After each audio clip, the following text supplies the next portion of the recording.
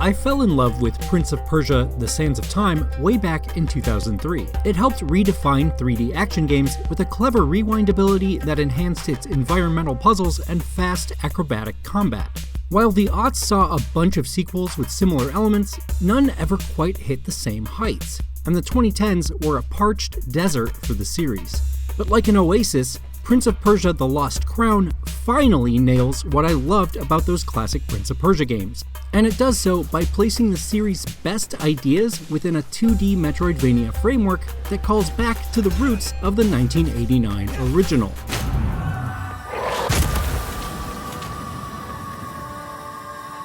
Your life ends here. The Lost Crown excels in both the elements that make for a great Prince of Persia: platforming and combat. By bringing the whole game to a 2D viewpoint, it's able to hone in on precise, snappy controls that always feel great, and you can always see exactly what you need to do.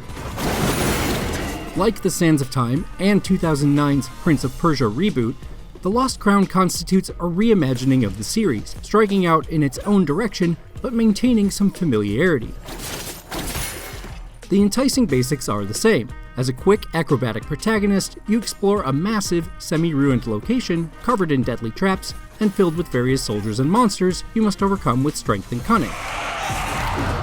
And, of course, time shenanigans are afoot. What is this sorcery? The similarities end there, though, as The Lost Crown tells a new story based on Persian mythology, leaning into an adventure filled with cool characters that are often pretty interesting, although the plot can get tripped up in its details and delivery as you explore the maze-like map.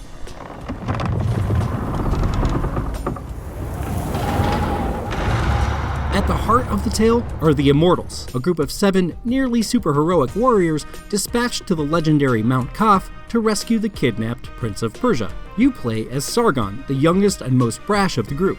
His struggles both with proving his place among the Immortals and with chasing down his mentor, who is responsible for the kidnapping, make him a compelling character throughout the twisty, though somewhat predictable journey. What is this all about? I wasn't planning on killing you, Sargon. Stay out of this.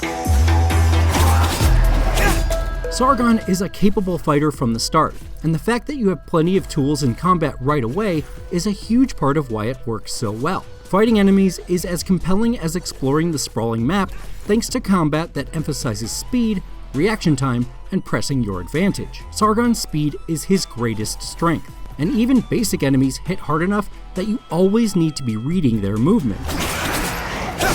The threat that most enemies present kept every battle exciting and important across my 25 hours in Mount Kaf, even on the normal difficulty mode, and the fun comes from learning to master everything at your disposal.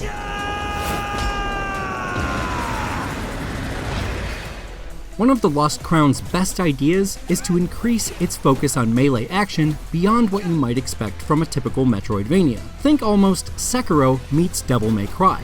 Your focus in fights is on creating and maintaining combos that can give you an advantage. Kicking smaller enemies into the air allows you to juggle them, while you can sneak behind larger enemies to evade their blows.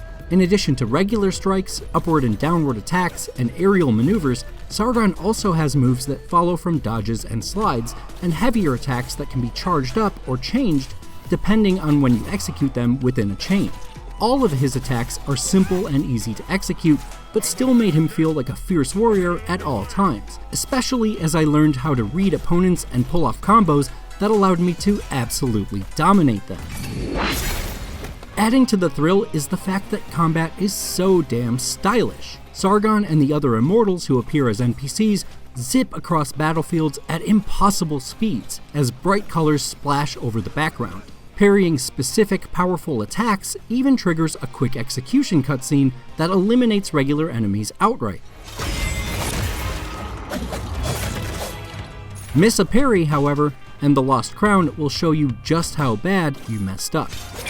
Flashy sequences also mark Sargon's unlockable Athra Surge abilities, which have to be charged up by damaging enemies. These let you do things like throw several foes into the air at once, create a healing field, or fire a hugely powerful arrow with flair.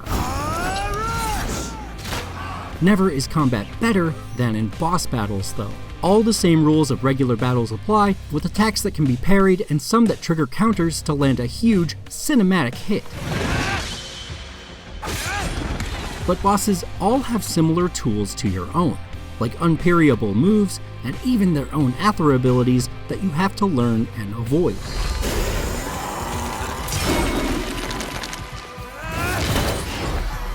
One boss trounced me again and again by snagging me with his Kratos-like chain weapon. Every time I failed to link my jumps together to avoid it, I got humiliated by a killer cutscene as he smashed me into the ground with a lightning strike-like blast of energy.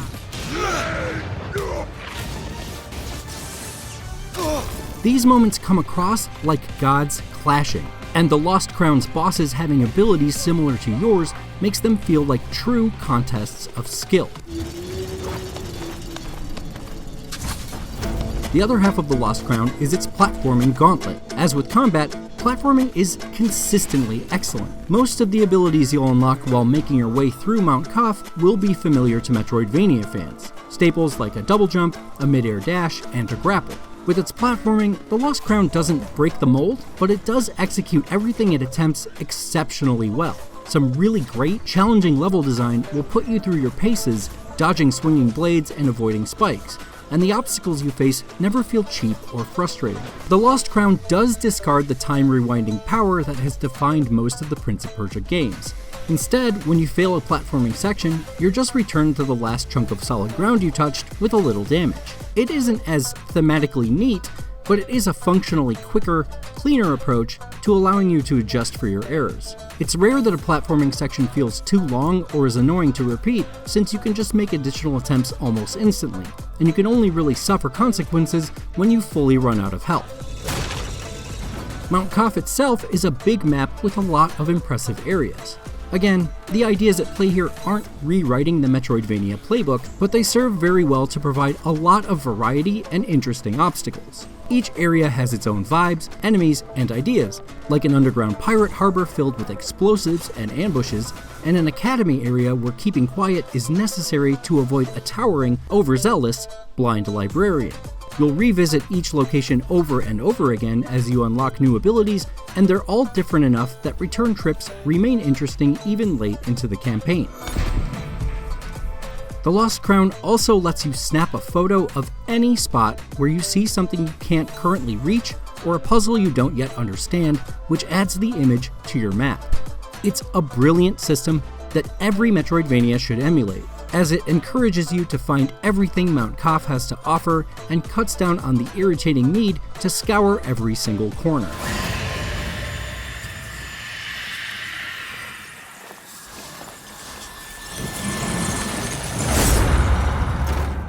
My favorite location was a sea battle frozen in time, where you can walk on waves mid-crash. As you progress, you eventually restart time for part of the area, forcing you to travel through the stormy battle even as other parts of the location are still frozen, creating a very cool effect.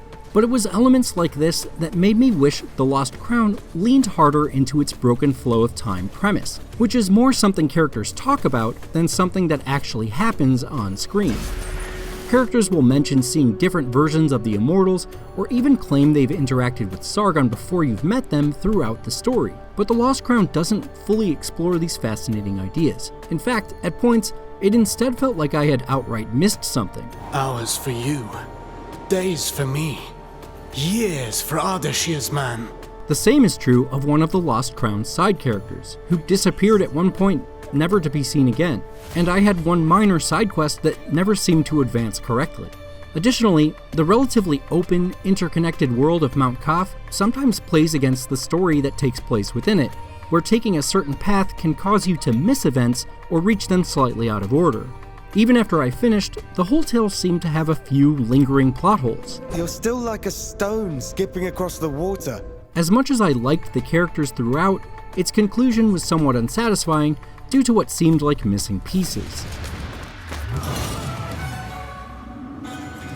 Prince of Persia: The Lost Crown captures not only what made games such as The Sands of Time so good, but it irons out a lot of the little issues that plagued the 3D games in this series by opting for a 2D perspective, and it owns that choice.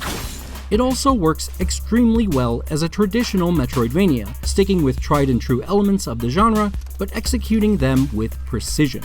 The story can feel a bit jumbled at times, but it's the fast and fun combat system, the tight and satisfying controls, and the stylish look and feel that elevates Sargon's journey and makes the Lost Crown a worthy successor to the best of the Prince of Persia legacy.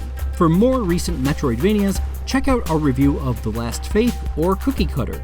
And for everything else, stick with IGN.